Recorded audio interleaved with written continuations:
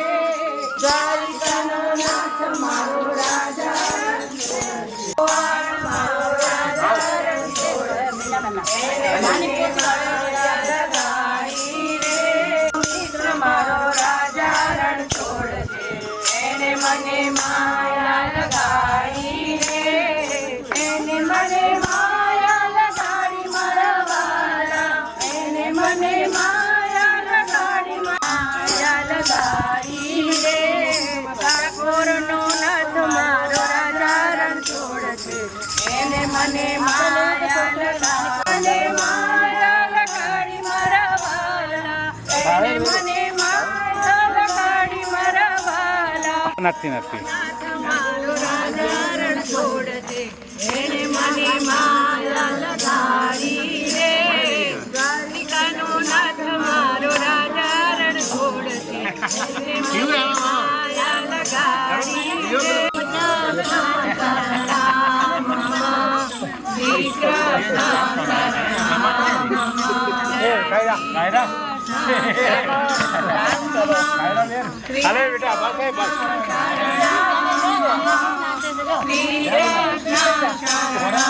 બેટા આવતી બેટા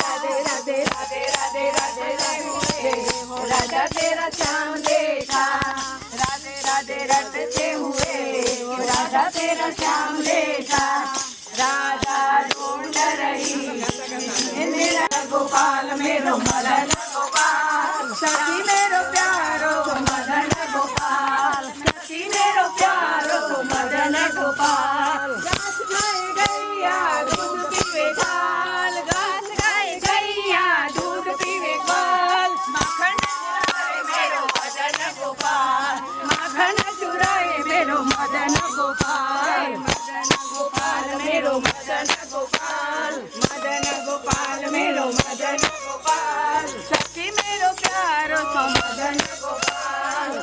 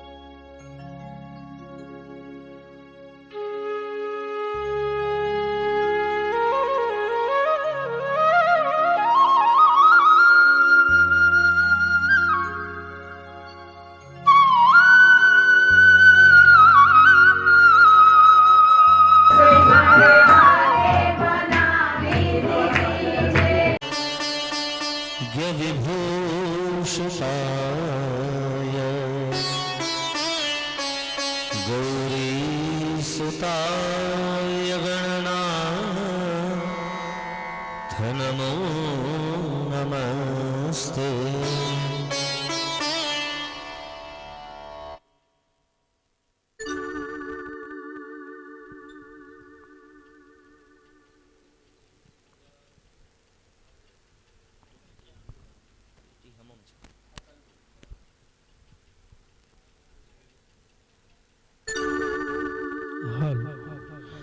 हेलो हरिओम हेलो हेलो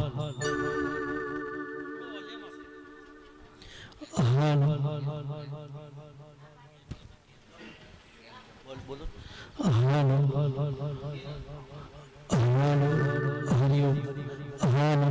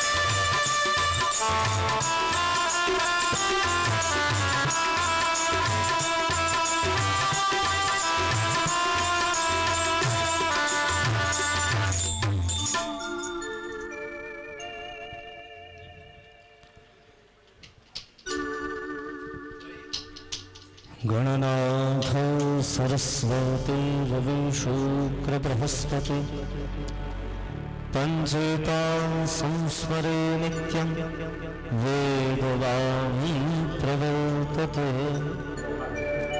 बृहस्पति आदिर्यो अर्हाद्यो मदविभाति क्रतो मज्जाने खो जदीलयच्छवसरतप्रजा तदशवान् शुक्रवीणन् वैहि चतरं ज्ञानमूलं गुरुमूर्ति पूजामूलं गुरुपदम् मन्त्रमूलं गुरुर्वाक्यम् मोक्षमूलं गुरुकृपा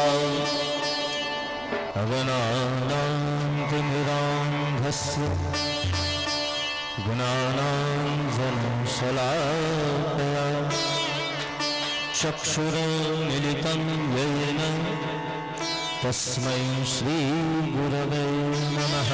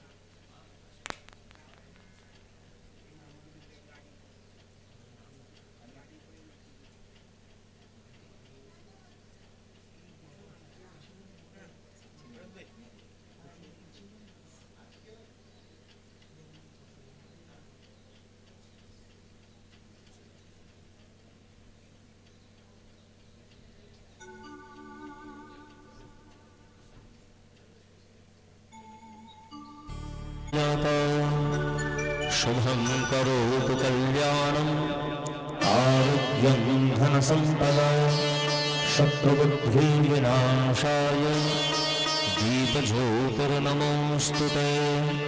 बोलिए श्री रामचंद्र भगवान की जय। पवन सुत हनुमान महाराज की जय। लोकाभिरामं रणरङ्गधीर राजीवनेत्रं रघुवंशनाथ कारुण्यरूपं करुणाकरन्तं श्रीरामचन्द्रं शरणं प्रपद्ये।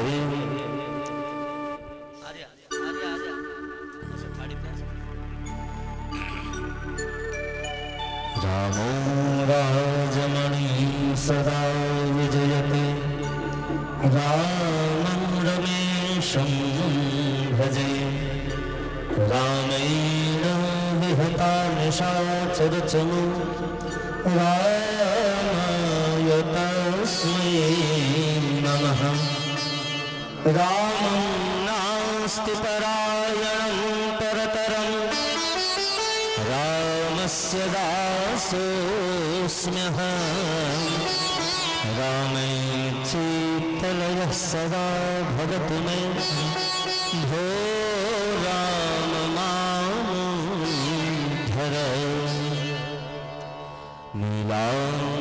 श्यामलकोमलाङ्गं सीतासमारोहपितवामभागं प्राणो महासायकचारुचापं नमामि रामं रघुवंशनाथम्।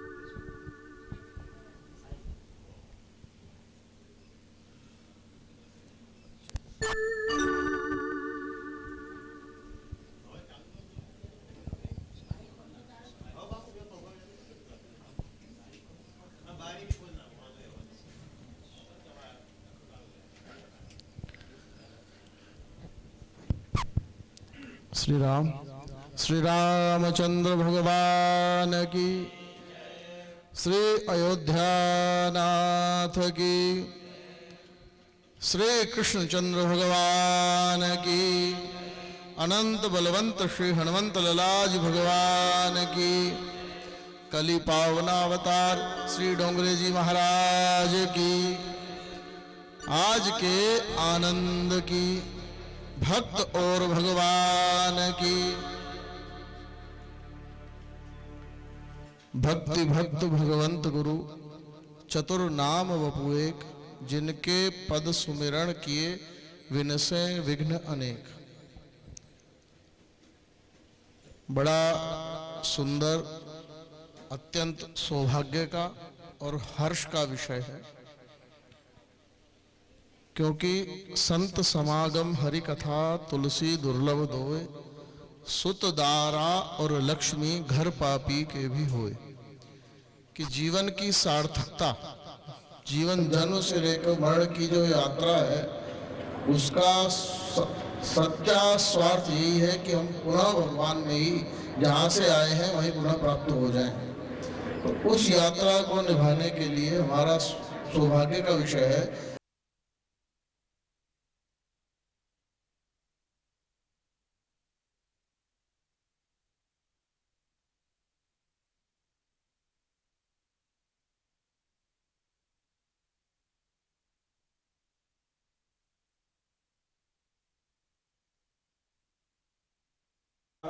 भगवान पूरे देवताओं का ही ये समझ लीजिए एनसाइक्लोपीडिया, सब कुछ गाय में है। गाय माता जब ओगार करती है, पहले पा लेती है भर पेट, उसके बाद जब आराम से बैठ के ओगार करती है, जो पेट में उसको पुनः मुख में लाती है, फिर चबाती है, फिर खा जाती है। उससे सीख यही मिलती है, आप जो भी कथा सुने, दिन भर में जो कथा सुने, रात में जब आराम में जाए तब उसका जरूर निधिध्यासन करें, उसका मनन करें कि आज भी व्यास जी के द्वारा जो सुंदर कथा का विस्तार किया गया है वो क्यों, उसका क्या महत्व है, उसका मनन करें। कुछ शंका हो तो जरूर पूछें, उससे क्या होता है, कथा का क्या संगति का तो फल आपको बता दिया, जैसे अत्तर वाले के पास जाओ तो सुगंध मिल ही जाती है, मगर भगवान की जो कथा है वो गलती से भी कान में चली जाए, आप तो खैर भगवान की कृपा है कि आप स्वयं इकट्ठा कथा सुनने हैं, गलती से भी एक बार कान में चली जाए तो हृदय की भूमि को शुद्ध कर देती है। जिस समय गोपी गीत इत्यादि का वर्णन करने के बाद परीक्षित जी पूछते, महाराज ये सुखदेव जी को आपने जो वर्णन किया है, लोग कलयुग में तो इसके नाम से पाप करेंगे भगवान के नाम से, तो सुखदेव जी का यही उत्तर रहता है कि जिसका हृदय की भूमि विषय वासना में जल जाती है, उसमें कभी भी भक्ति रूपी पौधा अंकुर नहीं हो सकता। जैसे किसी बीज को आप गर्म कर दीजिए, भून दीजिए, मांडवी सेकी दियो पची उगे, विषय वासना में जिसका हृदय जल चुका हो, उसको भगवान की प्राप्ति कभी नहीं हो सकती। तो उसके लिए क्या करें? संत कहते हैं, भगवान ने हमको कहा, तो उस जिसका हृदय की भूमि, क्योंकि भगवान का हृदय में विराजते हैं, उस भूमि जिसका मकान ही खराब हो जाए तो उसमें आएगा कौन? तो उसको सुधारने के लिए संतों ने कहा भगवान की कथा का आश्रय। शिव पुराण के प्रथम खंड में ही कहा है कि जिस वस्तु को हम देख लेते हैं दोबारा जाने की इच्छा नहीं होती, मगर जिसको कानों से सुना हो वहां जाने की प्रबल इच्छा रहती है। तो इसलिए कान का जो व्यूअर है, कान का जो स्रोत है, पड़िया है कान रूपी, भगवान ने इसलिए भगवान की कथा सुनकर आप हृदय में उतारें, उससे अनायास और भगवान की प्रीति और भक्ति अपने आप आएगी। और भगवान किस स्वरूप में मिल जाए ये कुछ कह नहीं सकते। अच्छा, भक्तों का और भक्त का जितने भी कथाएं हैं आप कथा सुनेंगे।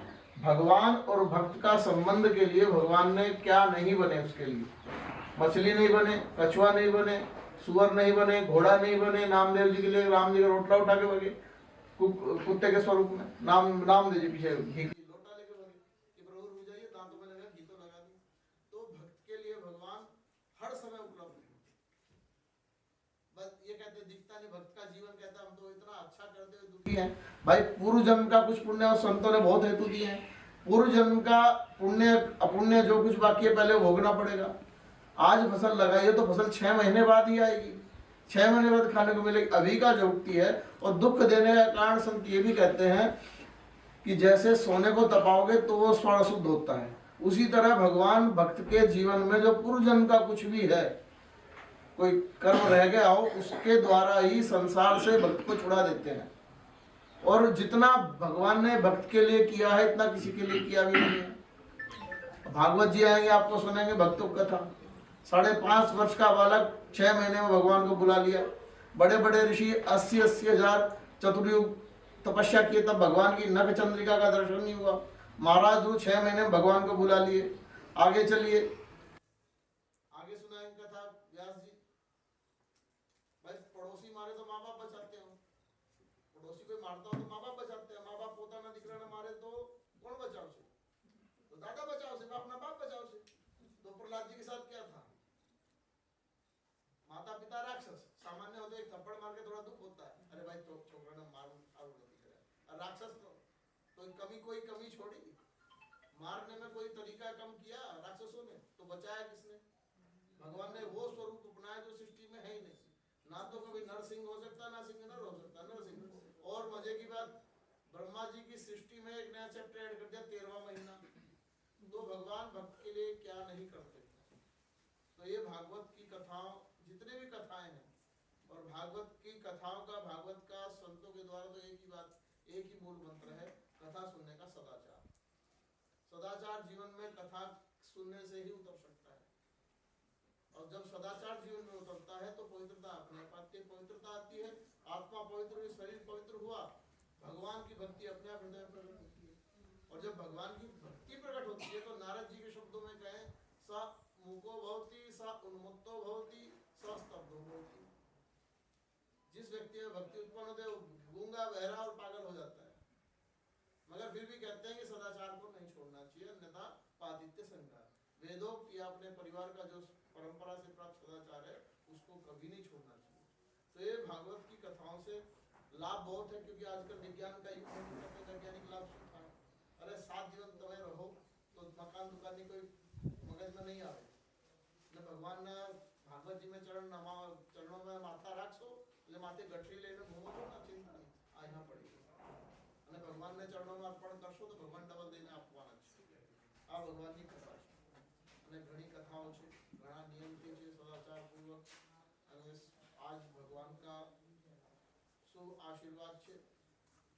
व्यास जी, इतनी कथाएं सतयुग में नहीं हुई होंगी जितनी कलयुग में हुई। ये भगवान ने सौभाग्य दिया है। हम गांव जा रहे हैं, हमें क्या करना है क्या नहीं करना, ग्रामम गच्छन् क्रीडन् स्पृशति। गांव जाते एक कार्य करने गए या दूसरा कार्य अच्छा और कर जाए। सुंदर ये मौका मिला है माता जी के द्वारा, पुत्रों के द्वारा जो आयोजन हुआ है, इसमें हमें लाभ यही है। हम आए, सुंदर नर्मदा जी का किनारा, यहाँ की शुद्ध हवा मिली, भागवत में दीप प्रकट करने को मिला, सुंदर दर्शन हुआ, भगवान का प्रसाद मिला। जिस समय भगवान लीला संभाल करने की तैयारी में थे तो उद्धव जी से संवाद होता है। उद्धव जी कौन है? भगवान के लंगोटिया यार दैता सखा। भगवान जिस थाली में खाते वही खाते हैं, जो कपड़ा उतारते वही पहनते हैं। तो बोले भगवान आप चले जाएंगे तो चलो भैया मैं चले जाऊंगा। तो कथा तो विद्यमान है, जो ये श्रीमद् भागवत जी है भगवान का ही स्वरूप है, वांग्मय स्वरूप है। भगवान शब्दों में इसमें अवगुठित हो गए हैं। जैसे किसी को माला को सुबह माता जी भूखे दादा माला बना के लाते हैं ना, उसी तरह भागवत जी के शब्दों में भगवान को गूंथ के रख दिया गया व्यास जी के द्वारा। व्यास जी को स्वयं भगवान के चतुर्विंशी अंशावतारों में है। तो कलयुग में अपने आप को पवित्र करने का एक सुंदर साधन भागवत, मानसिक शांति मिलेगी, भक्ति मिलेगी, और भक्ति मिलेगी तो उसका प्रताप क्या होगा, भगवान खुद रक्षा करेंगे। आगे कथा आप सुनेंगे, अम्बरीश जी की आएगी। चक्रवर्ती राजा थे, राजपाट छोड़ के लो 8 राम सेवा चालू कर दिए। भगवान ने सोचा भाई तेरा जो कार्य है वो छोड़ के तू मेरे समर्पित हुआ, तो भगवान उसको समर्पित हो गए। अपने खुद के जो दुर्वासा जी को दौड़ा लिए। तो भक्ति का प्रताप ये है। और नवधा भक्ति में आत्मनिवेदनम, भगवान के प्रति सब कुछ समर्पित हो जाना, ये सबसे बड़ी भक्ति है। और भक्ति धीरे धीरे दृढ़ होती है। कोई कह दे कि बापू कभी कभी प्रश्न उठते हैं, कहीं आते हैं, पूछते हैं कि भजन में मन न लगता। तुम्हारा एक जवाब मन तो मारा भी न लगता भाई।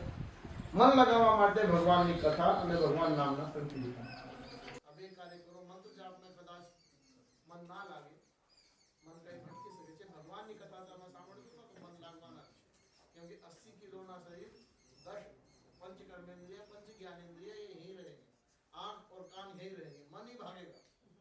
सूरदास जी तो कहते हैं मेरो अनंत कहाँ मन अनंत कहाँ सुख पावे, जैसो उड़ी जहाज के पंछी पुनी जहाज पर आवे। ये संसार के समुद्र में ये जो 80 किलो शरीर बैठा है, एक दरिया के पड़े हुए जहाज के जैसे है। वो मध्य दरिया में जहाज है, उसके ऊपर एक पक्षी है मन रूपी, वो थोड़ी देर कहीं जाता है, थोड़ी देर कहीं जाता है, फिर वहीं आता है। तो मन तो जहाँ जाएगा वो वहीं आएगा। भगवान की भक्ति और भगवान की कथा, भगवान नाम का कीर्तन, इसलिए कीर्तन बहुत मुख्य है। आप कीर्तन करेंगे तो भगवान नर्तकी बनेंगे, भगवान नाचेंगे। आप कीर्तन नहीं करेंगे तो माया के पीछे आप नाचेंगे। तो दोनों डिसाइड अपने करना है। सुंदर ये 7 दिन का मौका है, कथा सुनिए, उसका मनन करिए। अपने आप जीवन में भगवान और वैष्णव तो कभी मोक्ष मांगते ही नहीं। तुलसीदास जी कहते हैं बार बार वर मांगा हूँ, हर्ष ही देव श्रीरंग, पद सरोज अनपायनी भक्ति सदा सत्संग। हे ठाकुर जी, हमें मोक्ष नहीं चाहिए, हमें केवल आपके चरणों की प्रीति चाहिए। क्यों? अब सत्कर्म किया, इतना सुंदर माता जी ने आयोजन है, ये हेतु तो होना ही है, क्योंकि उनका खुद का पुण्य इतना था शुक्ल जी का। मगर एक पुत्र शब्द की अर्थ अपने संस्कृत में जितने भी शब्द हैं उसका कोई ना कोई सार्थक अर्थ है। पुत्र शब्द किसको कहा है? तुम नरकात त्रायते थी पुत्र, जो पूर्वजों को कुम नाम के नरक से गिरने से बचाया उसको पुत्र कहा गया।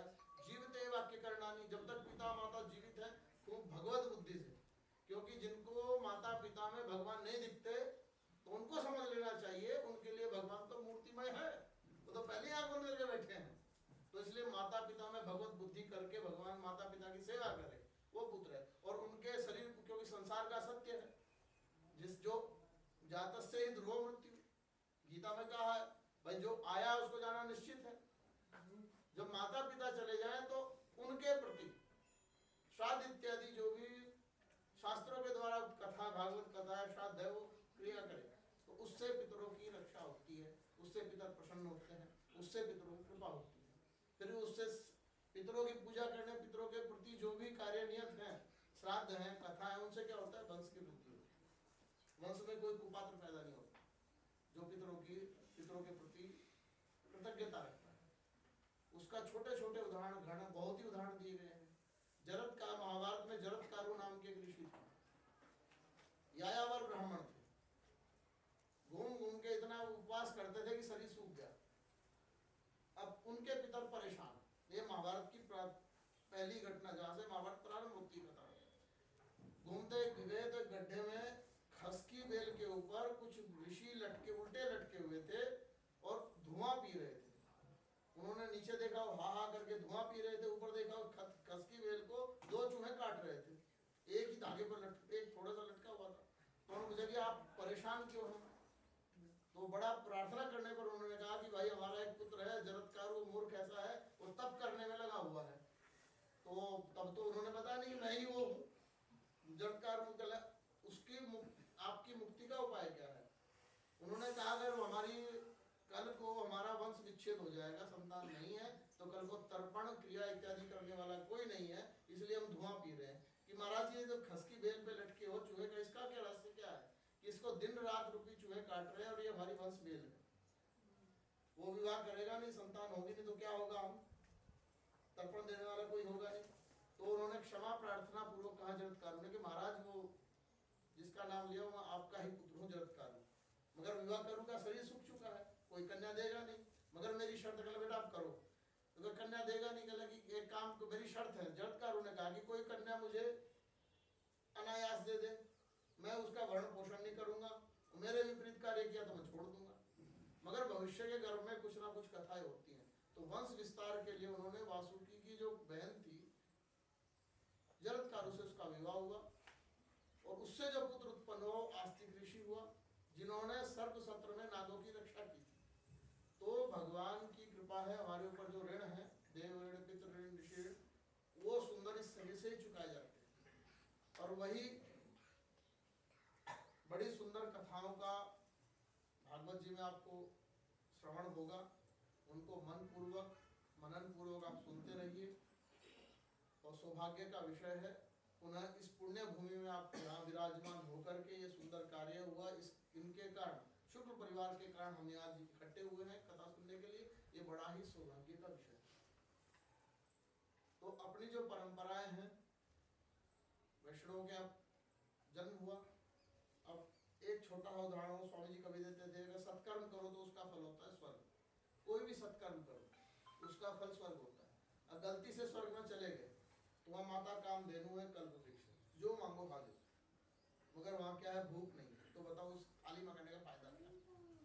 आपने मंगा लिया 56 भूख लगी तो खाओगे कैसे? तो उसके लिए क्या है, भगवान ने मृत्यु लोक ही दिया है। कितना भी सत्कर्म करो, महाराज ययाति जैसे ऋषि जो ब्रह्म लोक तक चले गए थे, पुनः पृथ्वी पर आना पड़ा, इतना सत्कर्म प्रबल था। इसलिए जाओ पुनः तप करो, या तो मोक्ष प्राप्त करो, तो भगवान पुनः भगवान की सेवा करते रहो। तो वैष्णव इसलिए पृथ्वी पर ही बार बार जन्म चाहते हैं, भगवान हम आपकी भक्ति में ही अपना समय बिताएं। और उसका लाभ क्या है, वैष्णवता या मनुष्य जीव मनुष्य लोक का लाभ क्या है?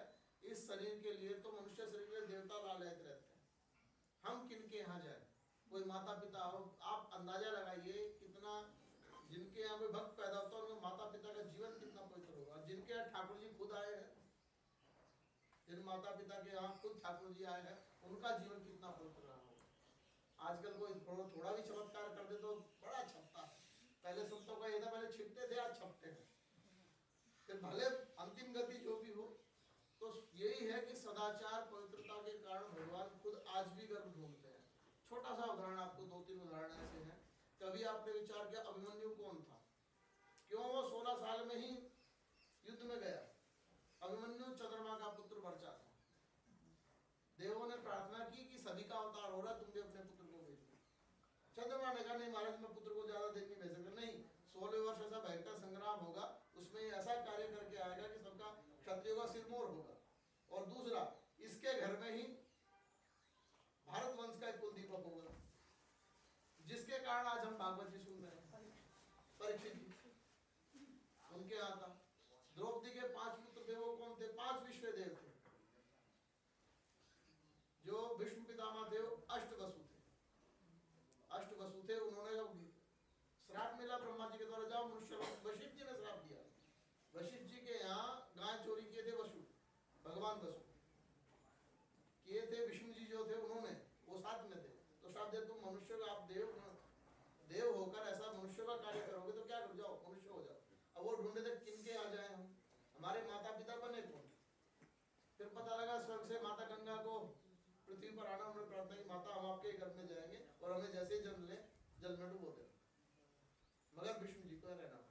तो भगवान भी, देवता भी सदाचार में जीवन, तपोमय जीवन, पवित्र शरीर में आने के लिए लालायित है। ये मनुष्य शरीर मिला है, जितना हो सके भगवान से जुड़ के रहिए। और सुंदर सदगृहस्थ है, तीनों आश्रम मिलके गृहस्थ आश्रम से आगे नहीं जा सकते, ये ब्रह्मा जी महाभारत में खुद कहते हैं। इसलिए भगवान आप प्रबुद्ध हैं, भगवान के भक्त हैं, सुंदर भागवत का कथा सुनिए और कथा के द्वारा मनोयोग से संकीर्तन जरूर करिए। और सुंदर प्रसाद की व्यवस्था है, भगवान का प्रसाद पाइए। और पुनः शुक्र परिवार को हमारा प्रणाम भी है, क्योंकि हमारे मठ से जुड़े हुए हैं, अनन्य सेवक थे। माता जी का भी खूब आशीर्वाद रहता है। ये जो है सत्य है वो तो है। और यही नहीं, हमारी 3 परंपराओं से जुड़ी हुई है। योगीराज जी हैं, हमारे दादा गुरु जी, हमारे स्वामी जी और हम भी। तो संतों में तो कहा जाता है कि गृहस्थी की एक पीढ़ी संतों की 3 से 4 पीढ़ी। तो 3 को तो आपने देखा ही है, सेवा की है। ये सेवा अनवरत और भगवान की आपको भक्ति प्राप्त हो और सबसे बड़ा आरोग्य प्राप्त हो और वंश विस्तार खूब बढ़े, खूब भक्त परिवार में हो, खूब दाता हो और आपका जो भी मनोरथ हो वो ठाकुर जी, नर्मदा माता और ये सुंदर तीर्थ में आप आए हैं। तो इस तीर्थ के संयोग से मणिकांचन संयोग तो है ही, सोने में मणि तो है ही, तो सुगंधी भी है, क्योंकि सारा महिला मंडल हमारे तो सब आए हुए हैं यहाँ पे। तो रोज सुबह खूब भगवान को यहाँ भागवत जी का सुंदर आनंद लें। और फिर भागवत में शिव पुराण में आता है कि भागवत में प्रसाद की क्या महत्ता है। उसमें लिखा है कि जब तक कोई प्रसाद पाके कथा सुनता है, जब तक वो प्रसाद उसके पेट में है तब तक आधा फल दाता को जाता है। ये प्रसाद का शिव पुराण में महत्व है। तो खूब आनंद है और सौभाग्य का विषय है, क्योंकि पहले जो दाता होते थे वो राजा होते थे, और आज कलयुग में सब राजा है और राजा ही बने रहे, आनंद भगवान के भक्त बने रहे। हमारा खूब खूब आशीर्वाद और शुक्र जी को भगवान सायुज्य या जिस भी मुक्ति के वो अधिकारी उनको प्रदान करे।